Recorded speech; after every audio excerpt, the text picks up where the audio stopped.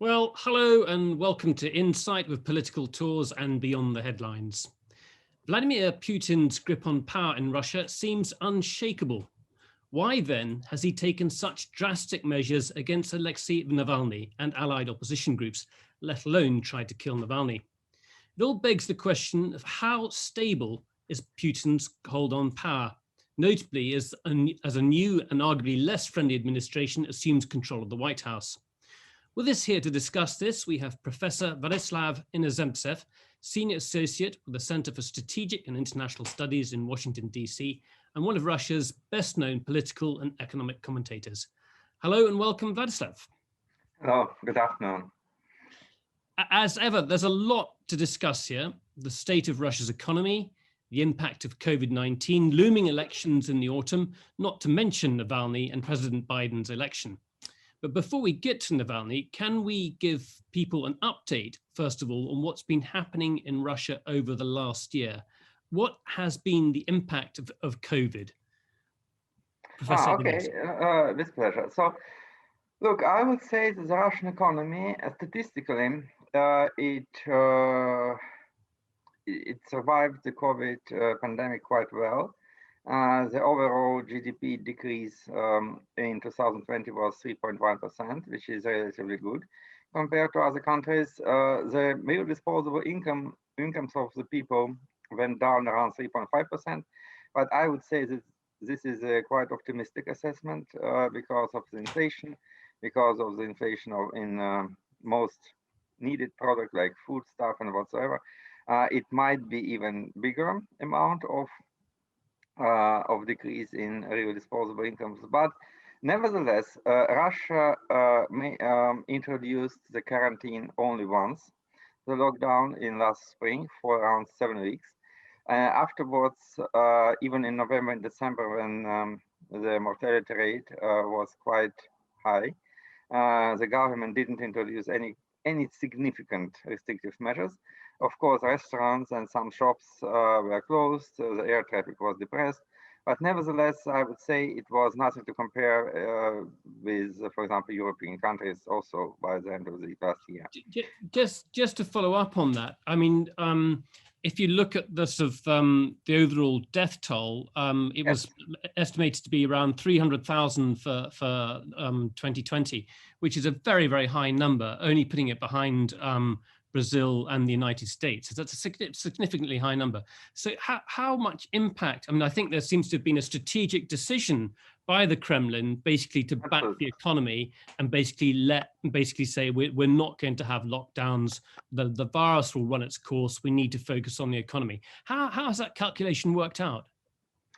Actually, I would say the number is even higher because many people suggest that it's not about the calculation about the COVID deaths. So because the statistics which was provided by the government is absolutely misleading.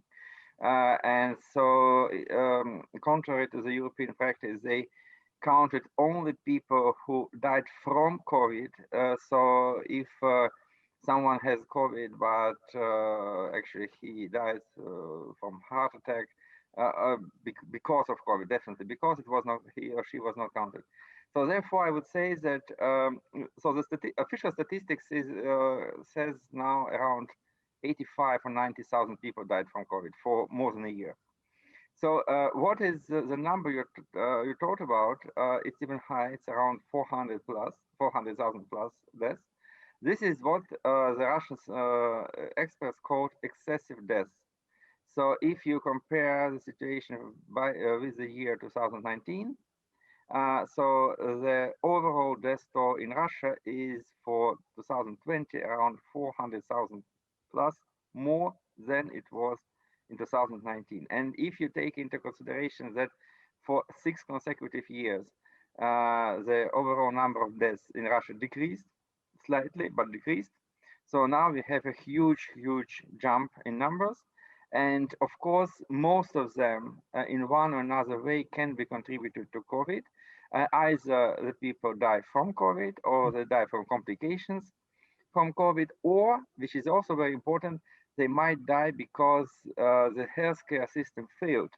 Because, for example, many general clinics were closed and and refurbished as a COVID centers. So people were unable to get, for example, radiology screening, cancer treatment, heart treatment, and cardiologic treatment, and many other cases.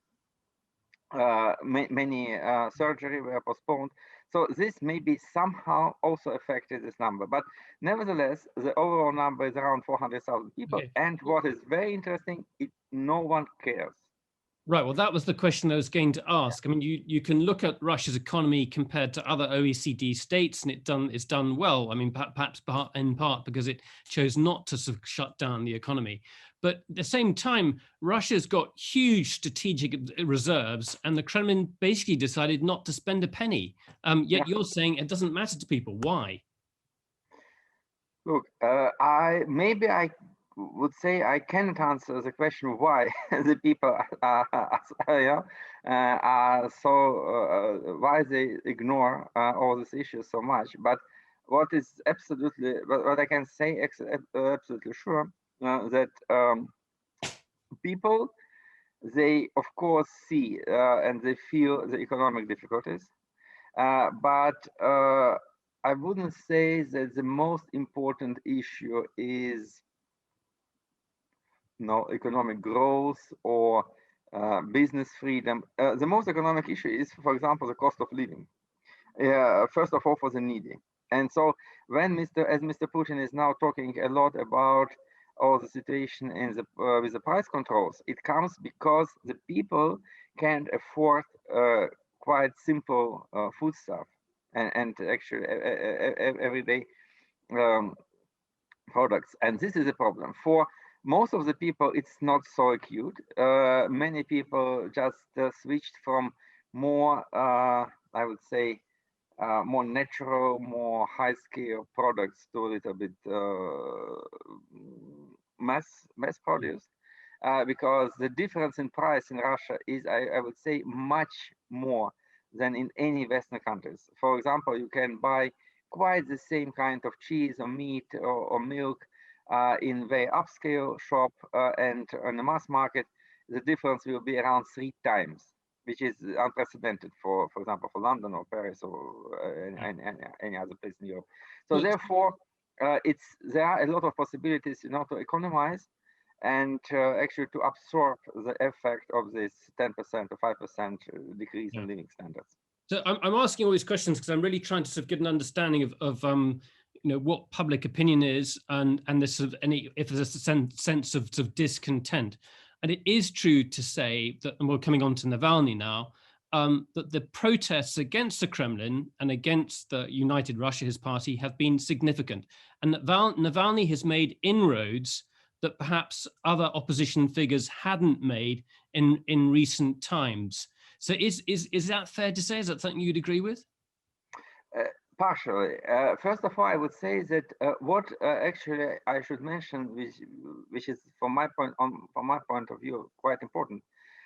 Yes, because of economic difficulties, because the economy doesn't grow for 70 years, the real incomes are declining. There are no clear sight of any kind of perspective. So the people are dissatisfied. And I would say that dissatisfaction is the right word to describe what is going on in the society. But the major problem in Russia is that the dissatisfaction hardly transforms into protest. For example, in Europe, when you have, in case of France, you have, Gilets jaunes, when motor oil is, price of motor oil jumps 5%, 500,000 people can demonstrate. In Russia, it's definitely not the case. The people are very, it is a very individualized society. The sense of solidarity is extremely low. It's extremely low because you can imagine that several months ago, a journalist, a female journalist, set herself on fire in Nizhny Novgorod in protest for police cruelty. Actually, after she died, next day on the place to the place where she set herself on fire, 9 or 10 people went, to remember her. 9 people. In Slovakia, When a journalist was killed 2 years ago, 1 year ago, it was a count of 200,000 people in Bratislava. So the empathy, the idea of solidarity is extremely low in people. And this is to counter that, it isn't, and Navalny seemed to have had success in the east, in Khabarovsk, where the basically the United Russia candidate lost out. That comes back to the introduction to this. Why do you take such drastic measures? Yes, I would say, look, the next point is that since the people are dissatisfied, they are, if you give them some kind of legal option to oppose the government, they will definitely use this option. This was the case of Khabarovsk. In Khabarovsk, the United Russia rules this region for decades. The region is in a very poor condition. Over the river, you have China. If you live 10 years in Khabarovsk, you see that the northern shore of the river, bank of the river, is transformed completely, and your city is on the same condition. And only the bureaucrats are rich and happy. So at the very time when another candidate appeared on the ballot list against United Russia United Russia person, of course he was voted in. And I would say that this is absolutely the same thing which happened in Belarus. You want to vote for anybody except of this idiotic guy. And I would say that Putin will definitely take some lessons out of Khabarovsk case.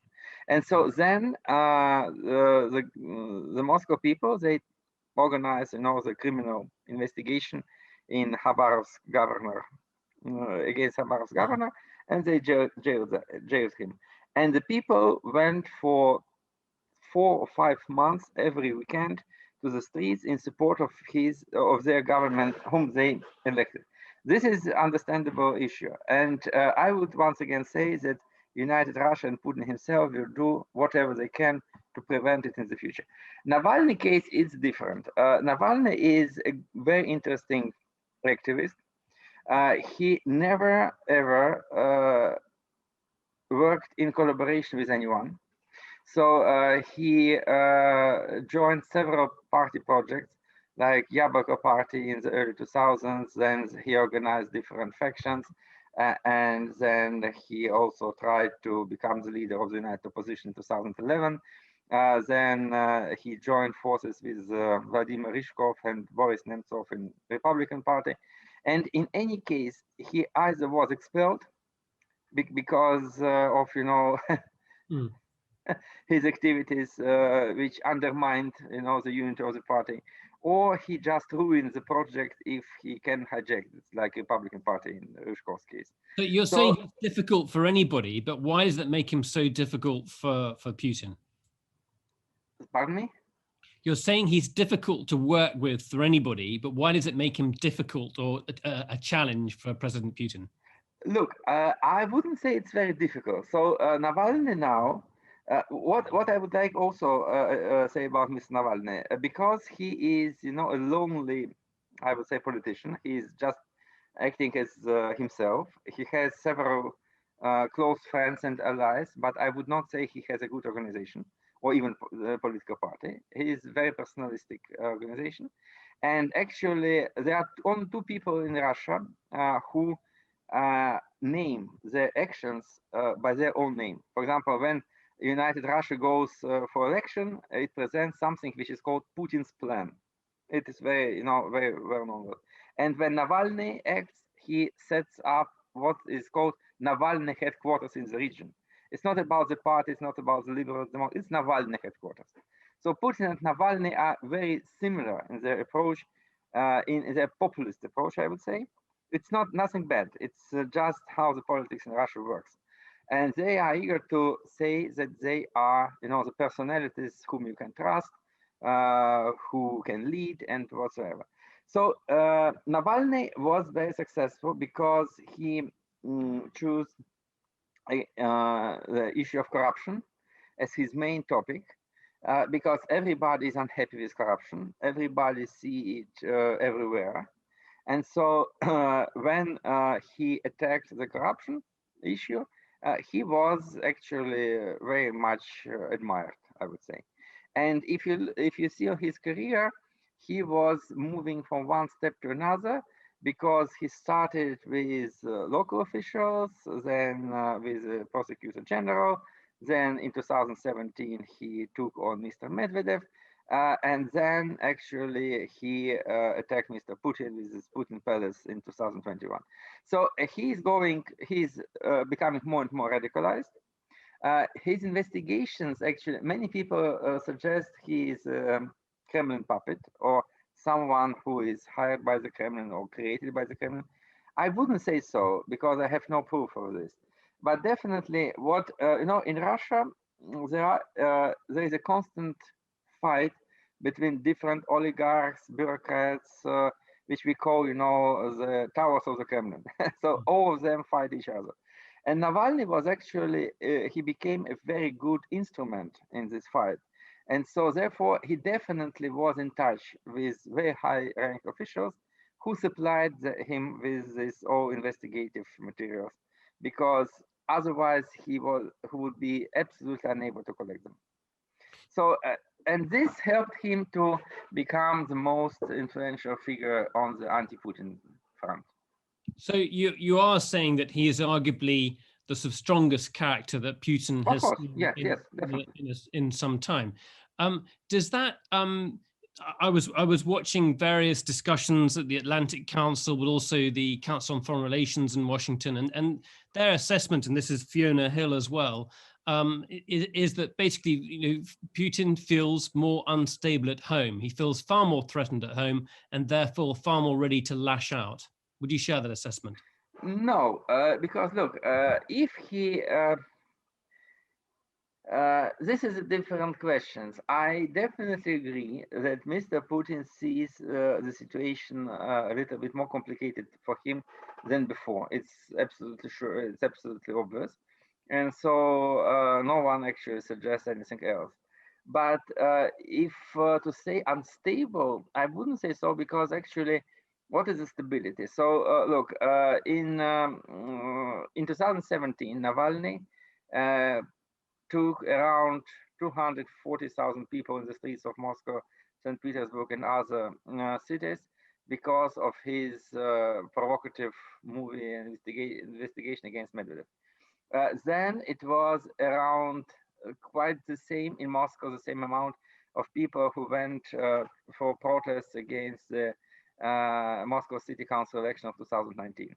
Now he got once again around 250,000 people on the streets. So this is quite a stable group of people who definitely wish Russia to be a more free and democratic country. But this group actually doesn't grow. This is my biggest concern.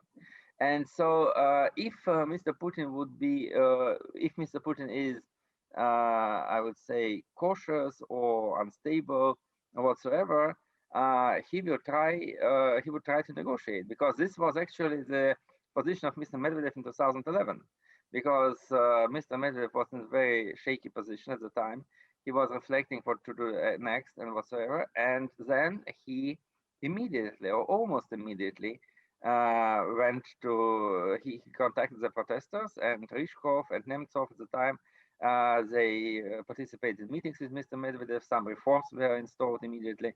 Mr. Putin shows that he will never surrender to the protesters in any possible way.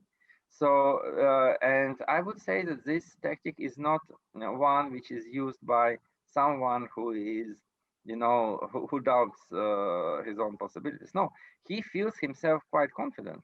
He doesn't care. Why try to kill him? Look, this is a good question. I would say I'm not sure that Putin actually gave this order. It might be a lot of different issues here. First of all, around Putin, there are different groups of people, and some of them are more conservative or even reactionary. And so therefore, I can really quite well imagine that people like Patrushev or the chief of FSB can order to kill Navalny. That's one of the issues. So, and therefore, I would say that it was something in line with Nemtsov killing, with Karamurza poisoning. If you look about on this Bellingcat investigation, you'll see that the people say that some other Russian politicians were supposedly killed, and some of them were actually absolutely not dangerous for the Kremlin. I would say like Nikita Isaev, who died suddenly in the train in 2019. But you're presumably going to say the Kremlin did actually order him being put in prison on effectively trumped up charges just to keep him quiet or out of the way. So look, the Kremlin actually, what it was very interested in, he was very interested in keeping him out of the public activity in whatever sense. Every instrument is possible and is welcome here. You can kill him, you can squeeze him out of the country, you can jail him. It doesn't matter actually.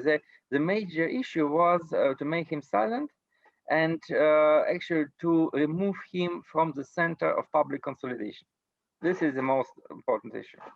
Okay, I've got lots more questions to ask you, but I'm going to encourage other people to start putting their questions in now. So if you start putting everyone put your questions in the Q&A box here on the bottom right-hand side, then we can bring you up as participants and you can put your questions directly to Professor Inozemtsev. I want to, a couple of things I want to look at next. One is the structure of the Russian economy, because I think that sort of plays into people's support or lack of support for the Kremlin. So that's one thing. And the other thing is you've written a book that's come out recently that talks about Russian history and basically Russia's formation, really as you call it, the Europe's last colonial empire. And you say that that's a formulation, Russia's expansion as an empire, is really key to understanding Russia's government and future. So can we deal with that one first, and then I'll come back to you about how the oligarchs and the economy works. Look, can you actually a little bit precise the question about the structure of the Russian economy? What is it about?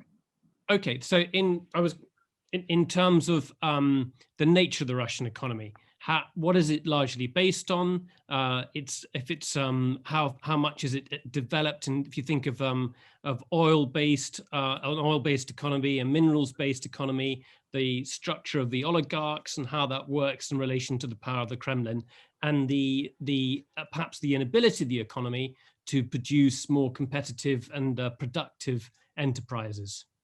Look, it's a big question. Look, I will touch several issues. First, most of the people say that the Russian economy is based on oil and gas, which is partially true, but not absolutely.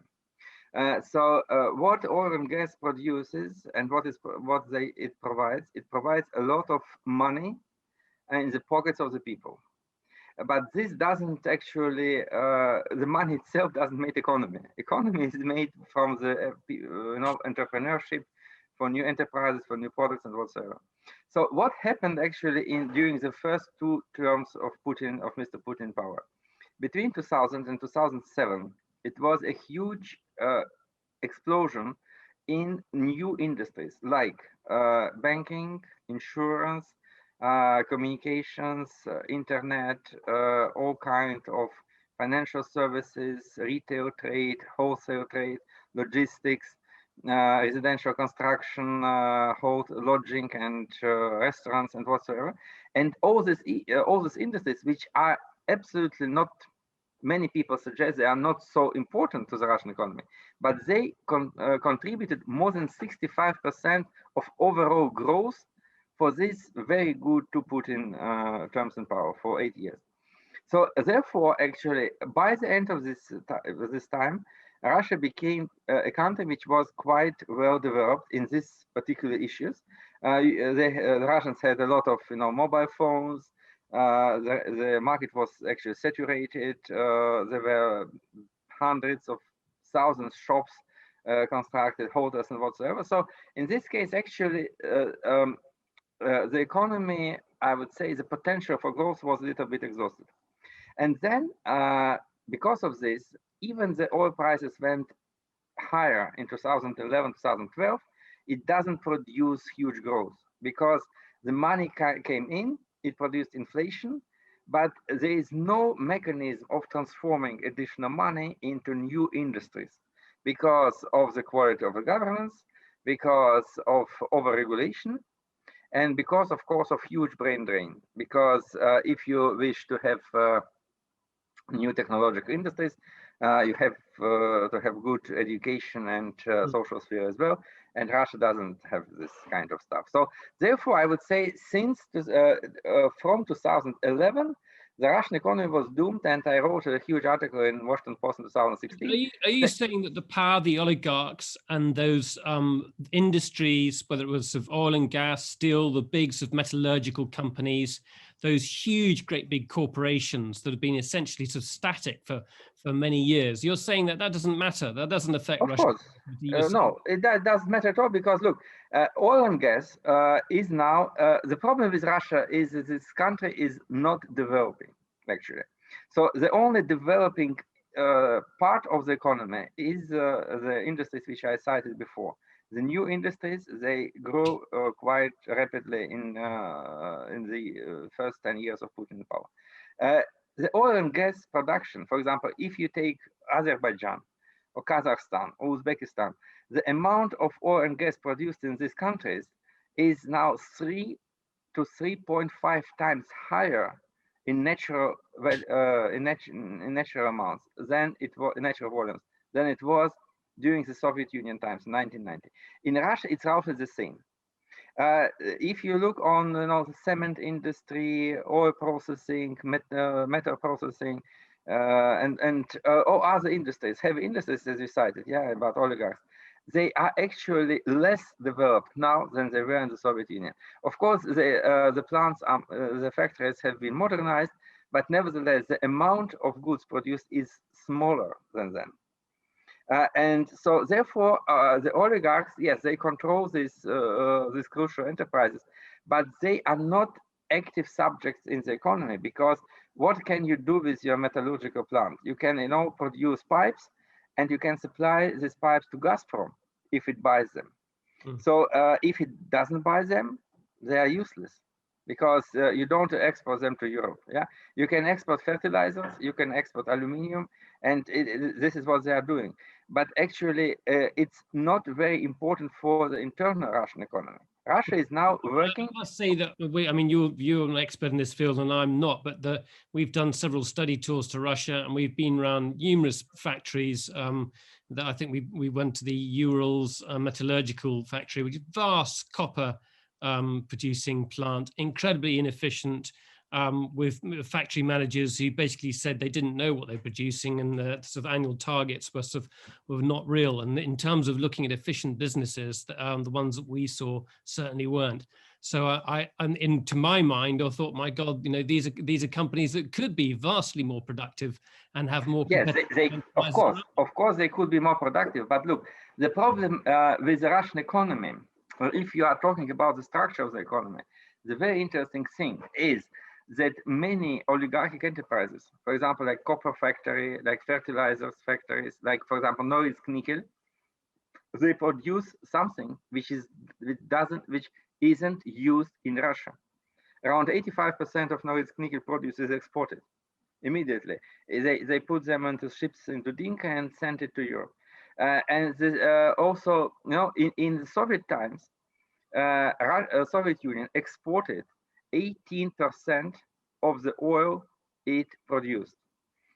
Today's Russia exports around 67% of the oil it's produced. So the domestic industrial production declined dramatically. And so therefore, now Russia is exporting raw materials and commodities. And as it exports them, it doesn't actually affect much the Russian economy. Because yes, for example, look, Norilsk Nickel Group, actually, the whole amount of nickel which they produce, it's a major commodity they produce, is absolutely free of charge. It costs nothing to them, zero. because they also produce the platinum, palladium, and other metals. And all this small amount of these metals produced cover all their productive expenses, everything. Nickel comes just for nothing. And they sell them for billions of dollars every year to Europe. Potanin pockets this money, sends it to their accounts in France and whatever. And so this is not important to the Russian economy. Yes, it employs several dozens of thousands of people in the far north, and that's it. Okay, I'm going to come back to you. I guess my question was, does it matter that a substantial mass of the economy is inefficient and controlled by oligarchs? And the essay that I guess we no, much more important is that the economy is ineffective and controlled by the bureaucrats. The oligarchs are neutral. The biggest problem is the system of governance. A lot of the taxes are very high actually. The regulation is very tough. The regulators themselves see their position as the source of cash. So they have a lot of checks. Everywhere is a source of corruption. And actually the real tax burden is at least 1.5 times higher because of this informal payments and bribery. And actually the police and the FSB acts like watchdogs for all the business issues. And so therefore the business sphere is the business environment is very uncomfortable, and this affects economy much bigger sense than the oligarchy structure. Okay, that's really useful. Thank you. Let's bring in some questions now. We've got Simon Jackson first, then followed by Elaine Moore. So if Simon's there, go ahead, Simon. Would Putin win a fair election? And if so, why does he just have no interest in the sort of in the fact that it would get the international opinion off his back? Is it just of no benefit to him? Simon, there are regular elections. There are parliamentary elections coming up. There's presidential elections. Yes, but he's got no intent. But he's no intention of letting anybody else win them. What would happen if he gave the opposition a fair run? Look, this is a good question. Actually, I think that if, for example, tomorrow a presidential elections is held with Putin, Navalny, I don't know, whoever, Zhirinovsky, Ryzhkov, some other opposition figures participating, I would say that Putin will win, even quite honest elections, but of course with some difficulties. Definitely the second round in the runoff, and actually the elections which he wins with maybe 53%, will actually cause a kind of desacralization of his personality, because he wants to be the only one person who can win with 79 to 80% of popular vote and whatsoever. So he doesn't want to have victory with 54%. That's Mr. Putin. Yeah. Look, I would say that it comes from his background, first of all, because he never benefited from any kind of democratic institutions and democratic reforms. Because look, in late Soviet Union, he was quite successful under colonel in FSB. He got a good position in Dresden, so he was quite secure about his career. And then a democratic perestroika came in, and everything crashed and collapsed. Then he went back to St. Petersburg. He made quite a huge effort to infiltrate into this new democratic elite. He was, like small guy inside Mr. Sobchak entourage. Then he rose to deputy mayor of St. Petersburg. He made several $1 million in his corrupt activities. And then in 1996, another democratic election pushed Sobchak out, and he once again became nothing. Yeah. And so then he made his best to infiltrate in Alexei Kudrin group, and Kudrin brought him to Moscow. And then he became, a friend of oligarchs, and he went to KGB, FSB leadership, and then became prime minister and president. So why this guy should love elections? This is a major issue. He hates elections, and he doesn't trust in democracy anyway. Yes, yeah, no, no. This is it's very simple explanation. He never got anything good from uncontrolled elections. Dot. That's it. And so therefore, he will never, he will never allow this election. I remember in 2011, I was invited to a group of people who met with Mr. Putin when he was prime minister, and it was a meeting with experts who discussed his, his articles. He published 4 or 5 articles during his election campaign about the outline of his program. And I asked him a quite simple question, asking, look, you are in every article, in every your public appearance, you are remembering the 1990s as a period of troubles. And you actually say that we cannot afford once again to go into such period of troubles. And so I saved Russia from the repetition of this. And so, because therefore I should be respected. But my question was, look, you now are trying to get elected in 2012. You definitely will get elected once again in 2018. So, but do you have some other message to the people who never remember the 1990s? You have a lot of young people. In 2018, it will be, 1/3 of the electorate who doesn't remember what happened in the 90s. There were kids there at the time.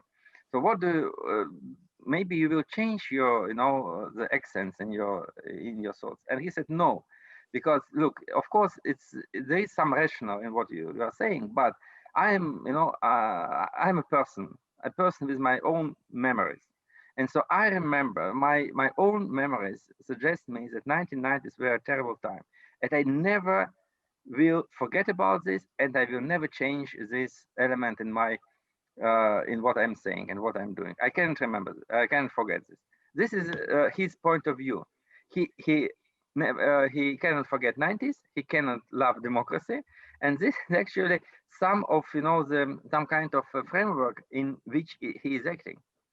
So therefore, he will never allow free and fair elections. That's my point of view. I'm going to chip in here with an extra question before I come to Elaine Moore, which is now there's a less friendly administration in Washington. What does Vladimir Putin have to fear from Joe Biden? I'm sure it is less friendly, because look, for example, one of the respected Russian economists and political thinker, Andrei Larionov, actually several weeks ago, 2 or 3 weeks ago, he authored an interesting article in his Life journal talking about huge concessions Mr. Biden already made to Mr. Putin. And actually, I agree, because look, Mr. Biden signed this. He extended immediately after he was he came into White House. He immediately extended the nuclear arms treaty with Russia, which Mr. Trump didn't want to do. Then actually, I would say that the sanctions, for example, against the Nord Stream 2 might be lifted. I would say, yeah, Mr. Blinken is speaking a very hard language, but we will see what he's doing, what he will do, because now the United States want to reconcile with Europe, and so it should be some kind of trade-off with Germany, and this issue will be on the top of the priority of the agenda. Also, the rhetorics of Mr. Biden concerning Ukraine is much less, I would say, aggressive than it was during the Trump years, because in his recent statement, he didn't even mention the occupation of Crimea, which Mr. Trump did for many times. So we should see how, yes, rhetorics of Mr. Biden, of Mr. Blinken, is much harder than it was during Mr. Trump years. But what will be the real steps, we will see, actually, because sanctions about 7 or 8 or 9 Russian officials who doesn't have any property and accounts in the United States and have no will to go there for vacations. So this is not very. I would. So I was not very impressed with all this stuff, because if, for example, Mr. Biden wanted, to impose the sanctions which are connected with 1991 Act uh, about the chemical weapons, he was able to do this even yesterday or 2 days before, because Mr. Trump already introduced the first part of the sanctions under the after Skripal poisoning 2018, and so since Russia did nothing in response to them, they didn't liquidate, destroy the chemical weapons. They didn't apologize and whatsoever. So Mr. Biden was absolutely free to impose, the most crucial sanctions immediately, and not saying, without saying that we will see what happens in 3 months. Nothing will happen in 3 months. He knows this, and everybody knows this. Russia will not apologize. So therefore, I'm very cautious on this issue. I will not be surprised if nothing happens at all. Okay, I'm going to refer to Fiona Hill. There are several people on, I think it wasn't the Atlantic Council, it was the Council on Foreign Relations. And Fiona Hill says that, where is it? I'm just going back to it here. There's a danger that Putin might lash out because of perceived weakness.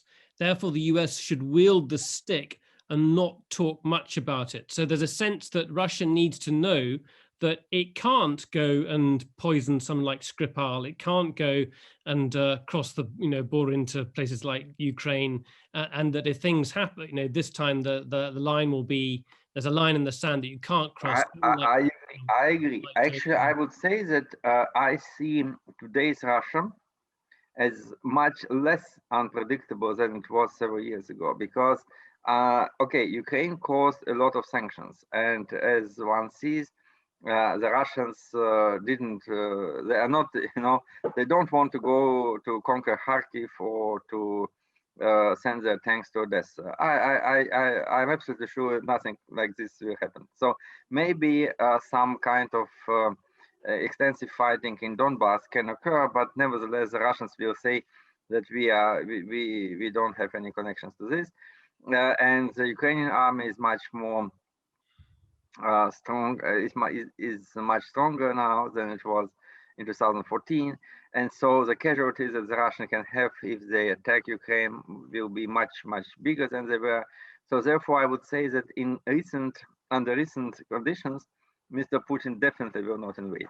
The same is about Skripal. I think that. I don't know who ordered this poisoning, this assassination, but I doubt that Mr. Putin will do something like this in coming years. So I think that the Russian elite, Putin regime will focus more on domestic issues than on international ones in nearest future. Okay, that's a good point. Let's bring in Elaine Moore and then Bhaskar Johnson. So Elaine Moore first. Go ahead, Elaine. You need to open your microphone up. Okay. I was interested in your remark that there's not much of a collective sense in Russia now. I want to go back to an earlier era. In the 1980s, I went to work in Hanoi, and I shared my accommodation with 600 Russian Soviet technicians. And in my office, which came under the Foreign Ministry of Vietnam, I had a colleague who produced the Russian language version of the magazine that we worked on every month. Mm-hmm. What has happened to the great solidarity movement to other socialist countries that was manifested in the Russian cultural centers, the language classes, scholarships to students to go to study in the Soviet Union, and so on? You're talking about sort of collective purpose and identity. You're talking about sort of a national and international solidarity. Does Putin have any kind of soft power strategy, or is it all militaristic and economic? Good question. I would say there are two issues I would like to address here. First is about international context, and then I will switch to domestic issues. International context is, look, it's very interesting because the Soviet Union was actually a communist country with some strong ideology, and this ideology also includes this idea of international solidarity of working people, socialist countries and whatsoever. But what is very interesting and very crucial here, the Soviet Union was a country which once again was consolidated by this ideology, which was actually internationalistic. It was a global ideology. Communism was a global ideology, and actually during the Stalin times, the Soviet Union elite said that believed that at one moment the whole world will transform into the Confederation of Socialist Republics. So therefore, it was one of the identity issues for the Soviet Union and for the Soviet people, this kind of solidarity. Now, Russia is not a Soviet Union. It is not longer a communist country. And the difference between Soviet Union and Russia is that in the Soviet Union, the name of the country, I would say, like in the case of the United States of America, was absolutely not neutral to any kind of national feelings. It was Union of Soviet Socialist Republics. The Russian element was absolutely absent. Now you have the Russian Federation and Russians as a state creating people, as a new amendment to the Constitution says. And so therefore they changed the communist idea into the idea of Russian world. Russian world is a very particularistic idea. It's much more particularistic than it was, for example, Slavophiles in the 19th century, who said that the Slavonic world, from Serbia to Russia, from Greece to Poland or Ukraine, is something single civilization. Now they are accentuating on Russiousness. And so, Ukraine is a part of Russia, they say, and the Russians should be somehow protected across the borders. And therefore, they are focusing on Russians and not on the other people at all. So the solidarity on international scale disappeared. Even inside the former Soviet Union, it disappeared. The Tajiks and the Uzbeks, they are not treated in Russia as people, actually. This solidarity diminished absolutely. We didn't get to talk about it earlier, but your book, which has just come out, is about Russian history and Russia as a colonial empire. Yeah. But now I will turn to so the idea of the Russian world actually destroys the solidarity we are talking about. The second point is why the Russians became individualistic inside the country. I would say I would just say very simple point. Look, in the Soviet times, ordinary Soviet citizens went into the, into any kind of shop or bakery or whatsoever, just ordinary shop, supermarket, and they saw nothing, or quite nothing on the shelves. So you have money, and every time you went into the shop, you have a huge crowd of people who want to buy something. Everything was in deficit, in short supply, and this make you understanding that the system fails to work. So if you in any Russian Soviet town, you go into the shop and you see the same empty shelves and the same deficit and short supply, you see that the system doesn't work. And perestroika was very successful because the people understood quite well that you should end with the system if you want to live better. And this was a very strong element of collectivism in supporting the idea of destroying the communist system. Now, the system is absolutely different. Every small shop has everything. Yeah? It's absolute abundance of in every large or middle-sized city in Russia, you have shops which are quite the same as in Washington, in Berlin, in Prague, or wherever. So in this case, but another problem exists, that you go into the shop and you don't have enough money to buy what you wish. And in this case, you don't address the issue of the system because you blame yourself that you are not so successful, that you have no money and your neighbor has a lot of them. And you know, it's you who failed to infiltrate in the bureaucratic structure to get to make a good career and whatsoever. So the problem is in you. It's not in the system. System works, and you are the loser. And what kind of solidarity can exist in this kind of surroundings? No one. So therefore, I would say that the market economy actually that came after this Soviet type deficit, it destroys solidarity inside the country, because every kind of problems you have, you can actually fight with all these problems. You can solve them more effectively individually. The question there is that, where does the president, where does Putin get his legitimacy from? Look, I will respond with a real story which happened in 1996. It was a time when Zyuganov, the leader of the Communist Party, challenged President Yeltsin in presidential elections, which were quite free and fair. And one of my colleagues who worked as a journalist, he went to some kind of a city like Kaluga too, I don't remember, polling people or talking with people and recording them for a TV station, asking them whom they will vote for and whom they actually support. And one lady, you know, quite not old, you know, quite definitely educated, she said, "Look, I like Zyuganov. Maybe he's a communist, but nevertheless, he says right things, and we are living so poor. And no, Zyuganov is a good guy, so I like him." "And whom would you vote?"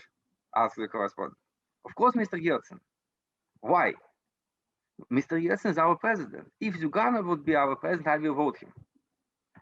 So this is actually the idea of legitimization, which the power legitimizes itself in Russia. So therefore, I would say that it is very difficult to outvote the incumbent president from office. And so that comes back to your point about he can't win by 52%. He has to have an overwhelming victory. He can't run elections in which there's a massive street protests. He doesn't want to have that idea of him being the president, of that idea that there's nothing else that are out there. I am the only choice. So it comes back to that idea. Yes, it is. Because look, for example, if coming back to Mr. Navalny, in 2013, as you may know, he participated in the elections for mayor of Moscow. And Mr. Sobyanin, who is quite, you know, not the most terrible guy in Russia, he just came and became mayor of Moscow after being for some time the chief of staff in the Kremlin. And before, he was a quite popular mayor of Tyumen, or governor of Tyumen region, I don't remember, but nevertheless, he rose from you know, the deputy of local council, and then he became mayor and the governor, and he was elected all the times in quite, you know, competitive surroundings. And so when it was his time to be elected by popular vote in 2013, it was his initiative to get Navalny, because a lot of people were speaking about him, to get Navalny as a contender. And he asked Mr. Putin for, you know, for allowing him to let Navalny run. And Navalny was released actually from preliminary sentence. And Sobyanin asked the deputies of Moscow local councils, who were United Russia people, to sign in for Navalny, because you should have around 160 signatures of local deputies, and Navalny had only 50. So 110 United Russia deputies signed in, and Navalny participated. And this was a situation when actually Sobyanin was unable to mate in the second round, to win in the first round. It was definitely a runoff. And then all the electoral commissions in Moscow were put in very difficult position, because they were forced to to change a little bit the votings for allowing Mr. Sobyanin to win by 52.4%, I would say. And since then, since this time, he is considered an idiot in the Kremlin. That's for life. Now, Sobyanin is an idiot who allowed this thing to happen. Navalny was actually disappeared from the radars, but this was a very crucial moment for Sobyanin, because he behaves himself like he shouldn't. That was a very important point. I've got to try and get in three questions into the next 5 minutes, so we're going to try and keep the answers short for these if we can. So we've got Baska Johnson first, please. Baska,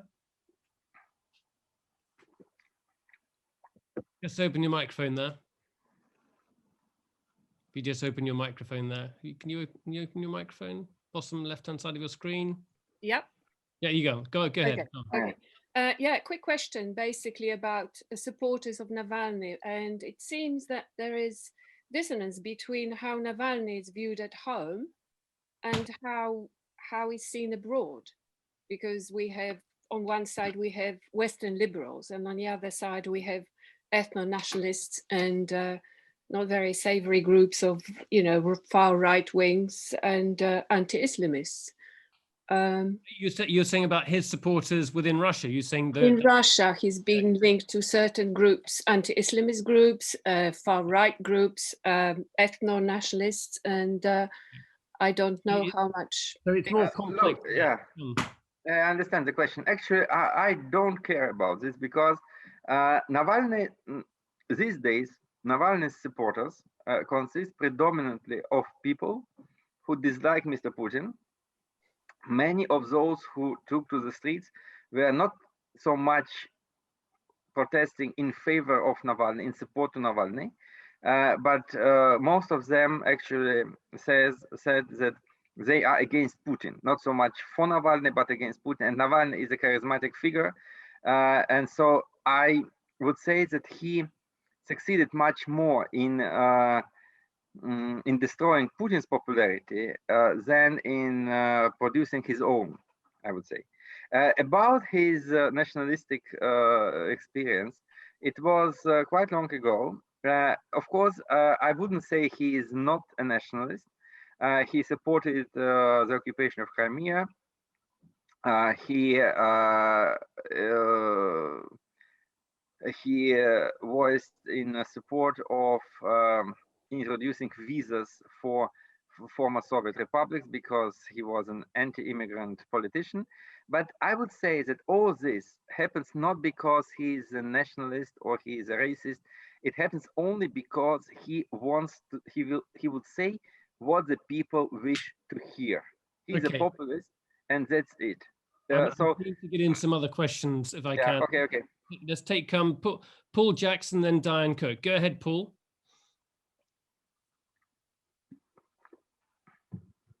Go ahead, Paul. Can you hear me? Yes. Hello. Yeah. Hi, everybody. Very interesting. Thank you. Are the Western sanctions working? No. Look, I would say in a very short way. The Western sanctions, there are two portions of them. First are personal sanctions, which actually, which are quite okay, and you can see that some people in Russia are sanctioned because involving into corruption, into violation of human rights, into occupation of Crimea. Okay, that's fine, but they don't affect the Russian economy at all. And the economic sanctions, I would say, they are affecting the long-term development prospects of Russia. So, of course, in 10 or 15 years under sanctions, Russia will be much less technologically advanced than it might be if the sanctions were not in place. But my point, very strong point, would be that no one actually cares what happens in Russia in 15 years. So Putin and Russian leadership and even broader part of the public actually has a very short-sighted vision. And so therefore, in 2, 3, 4 years, the sanctions are not very important. That's it. Very good answer. Thank you for that. Diane Cook, please. Diane Cook. Is Diane there? I think Diane. Yeah, no, I am. I'm just undoing my microphone.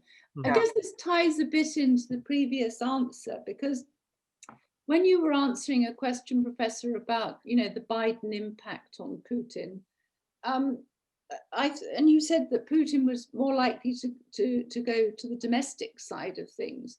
Does that mean that he will actually spend some of the oligarchs' monies, recycle some of the natural resources money into making the economy more productive, which you started talking about at the beginning? Look, I would say that, yes, definitely Mr. Putin will face and it should somehow find answers to the economic issues, to the economic problems which are actually in place.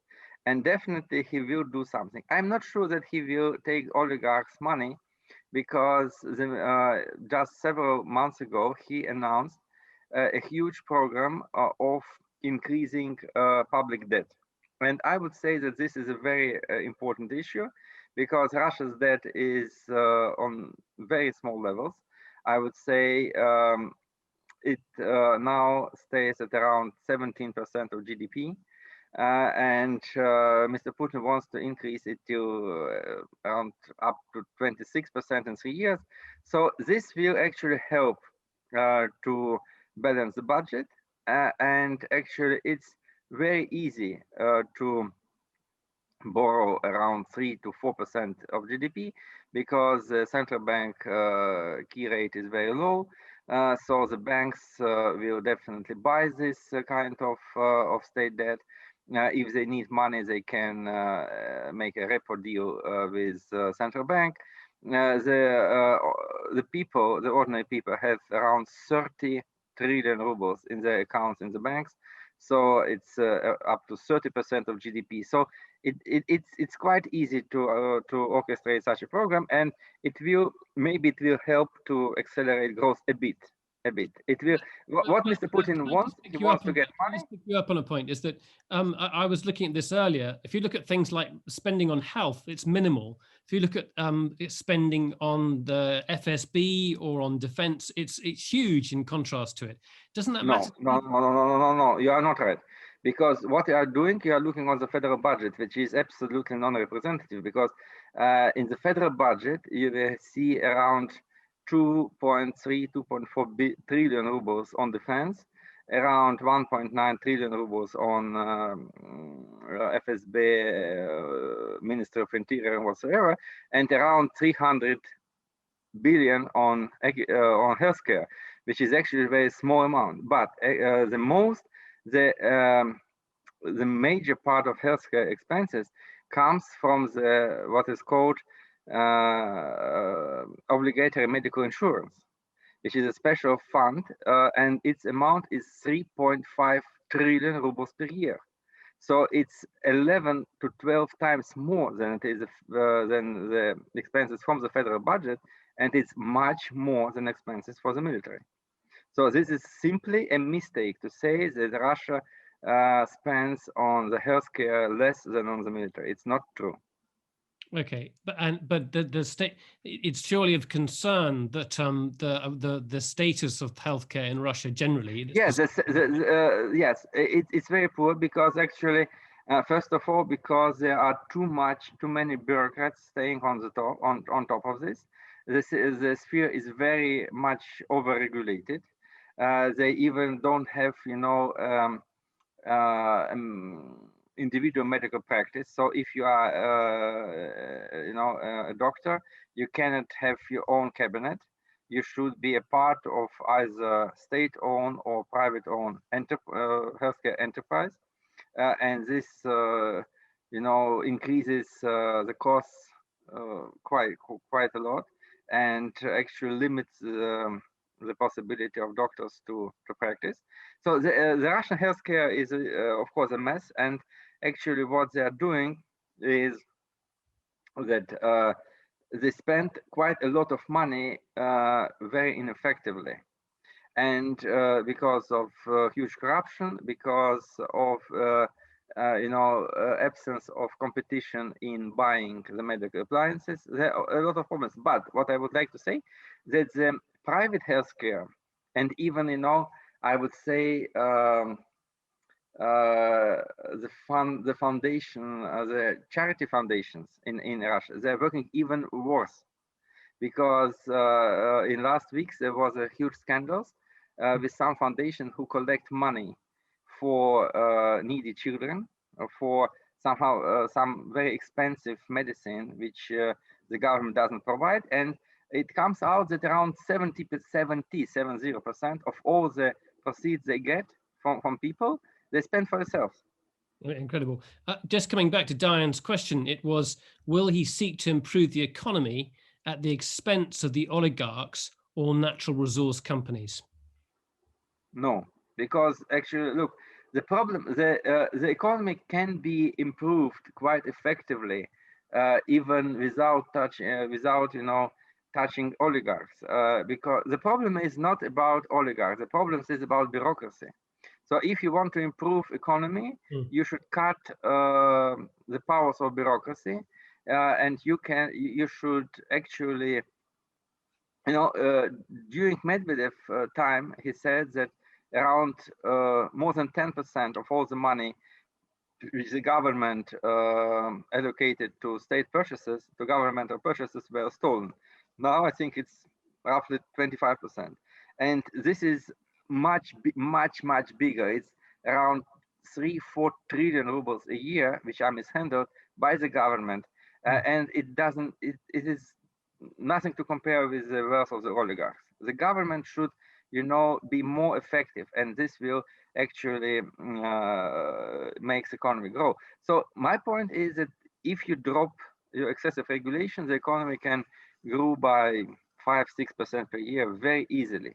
And the oligarch will never, even if you take all their wealth, it will not produce the same kind of development. Okay, I am going to mention your book, which is what was the title in English? I know it's come in Russia.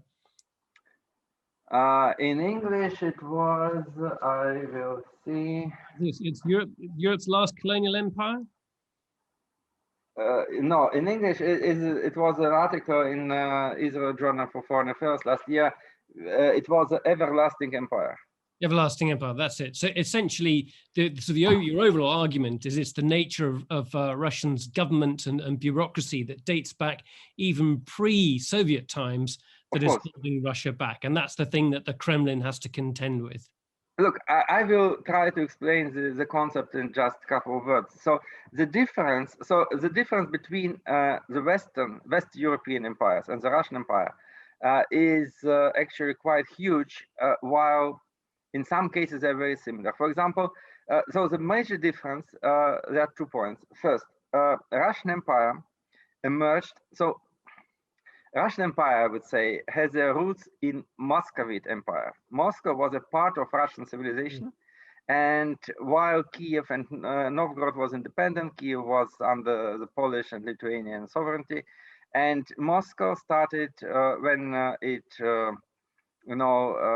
defeated the Mongols. It started to expand, and it expanded like Muscovy to the Pacific Ocean. Eastward, yeah, Siberia, yeah. So therefore, the Russian Empire, first of all, it appeared before there was any kind of nation state, and it was Moscow that consolidated this empire. Then it attached Ukraine, and it became Russia. So Russia is itself an empire of Muscovy. And then this empire created another empire, with Poland, Finland, Georgia, Caucasus, and Central Asia. In European experience, it was I would say, one after another. So the British, they conquered North America, the Spaniards, they conquered South America, then these colonial territories declared independence. And in 1828, which is a very interesting year for the human civilization, there were no colonies on Earth. And then, starting from 1830, the European powers got new colonies in Africa, Asia, Hindustan, and whatsoever. And so, but in Russia, it was not the same kind of development. The one empire created another one. So, and this is the essence for, this is a difference. It creates difference between Russia and Europe, because I'm going to share your article with people listening. Unfortunately, we don't have time to go into all of it here. Okay, I can send it to you in PDF, this article in English. No I problem. do recall somebody was saying that Britain had an empire and that Russia is an empire. And that informs the structure of its government today and the difficulty of dealing with its bureaucracy. Now, that's oversimplifying it, but we'll share the article with people, and I think it's very helpful. Listen, thank you very much indeed. We've run 10 minutes over time, so it's been a fascinating discussion. Thank you very, very much for all your insights. That's my thanks. Thank you, Professor Vladislav Inozemtsev. Okay, no problem. And fine. Thank you.